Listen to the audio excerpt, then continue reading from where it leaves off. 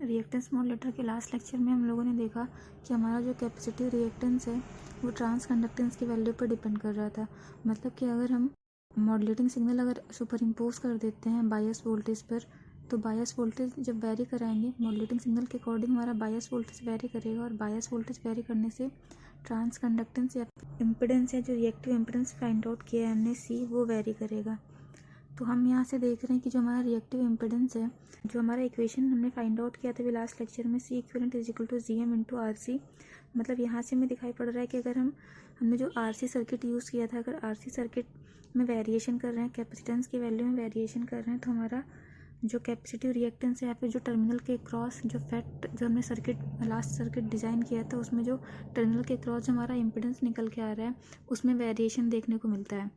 तो यहाँ पर हम देखते हैं कि हमारा अगर हम गेट वोल्टेज की बात करते हैं उस सर्किट के अकॉर्डिंग, तो हमारा गेट वोल्टेज की वैल्यू थी drain current multiplied by transconductance की वैल्यू। तो यहाँ से अगर हम ट्रांस कंडक्टेंस फाइंड आउट करना चाहें तो drain current over gate voltage का जो रेशियो होगा वो हमें ट्रांस कंडक्टेंस की वैल्यू देगा। तो यहाँ से हम देख सकते हैं कि transconductance and gate voltage inversely proportional है। और अगर हम चाहते हैं कि हमारा ट्रांस कंडक्टेंस की वैल्यू वेरी करे, तो ट्रांस कंडक्टेंस की वैल्यू वेरी कराने के लिए हम अगर रिवर्स बायस वोल्टेज को वेरी करा रहे हैं तो हमारा ट्रांस कंडक्टेंस की वैल्यू वेरी करेगा।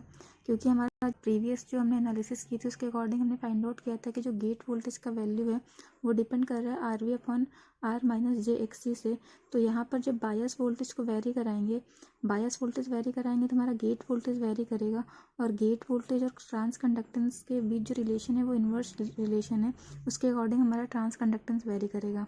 अब कंडीशन देखते हैं कि अगर हमारा बायस वोल्टेज इंक्रीज कर रहा है तो गेट वोल्टेज भी इंक्रीज करेगा, क्योंकि यहाँ पर डायरेक्ट रिलेशन दिख रहा है।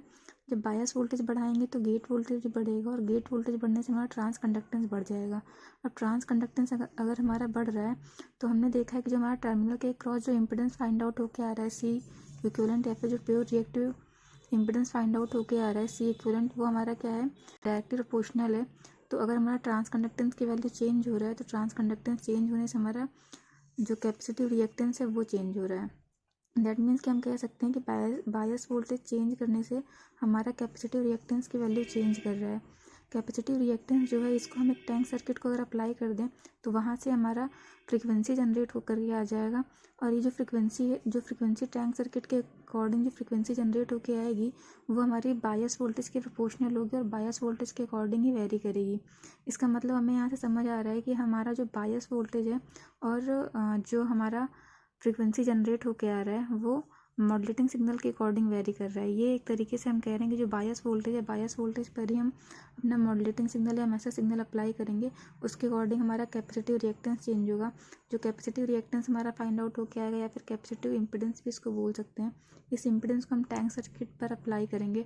टैंक सर्किट क्या करेगा, हमें फ्रिक्वेंसी जनरेट करके देगा, और उस फ्रिक्वेंसी को, वो जो फ्रिक्वेंसी होगी वो मैसेज सिग्नल के अकॉर्डिंग वेरी करेगी।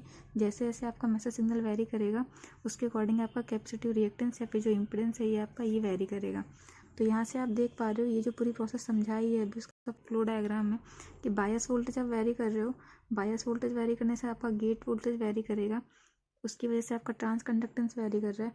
अब ट्रांस कंडक्टेंस वेरी कर रहा है तो डायरेक्ट प्रोपोर्शनल रिलेशन की वजह से आपका जो कैपेसिटिव रिएक्टेंस है वो वेरी करना स्टार्ट कर देगा।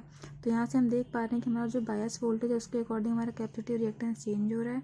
Bias voltage nothing but a modulating voltage, तो मॉडुलेटिंग वोल्टेज के अकॉर्डिंग ही हम देख रहे हैं कि हमारा कैपेसिटिव रिएक्टेंस में चेंजमेंट दिख रहा है। दैट मीन्स कि अगर हम इस कैपेसिटिव रिएक्टेंस को टैंक सर्किट को अप्लाई कर देते हैं तो टैंक सर्किट हमें फ्रिक्वेंसी जनरेट करके देगा जो कि मॉडुलेटिंग सिग्नल के अकॉर्डिंग वेरी करेगा। दैट मीन्स कि यहाँ पर जो हमारा फ्रिक्वेंसी जनरेट होकर के आएगा यहाँ पर वो फ्रिक्वेंसी मॉडुलेटिंग सिग्नल के अकॉर्डिंग चेंज होगा। इसका मतलब क्या है कि फ्रिक्वेंसी मॉडुलेशन भी यही कहता है कि अगर हमारा फ्रिक्वेंसी चेंज हो रहा है मैसेज सिग्नल के अकॉर्डिंग तो वो हमें एफएम जनरेट करके दे देता है।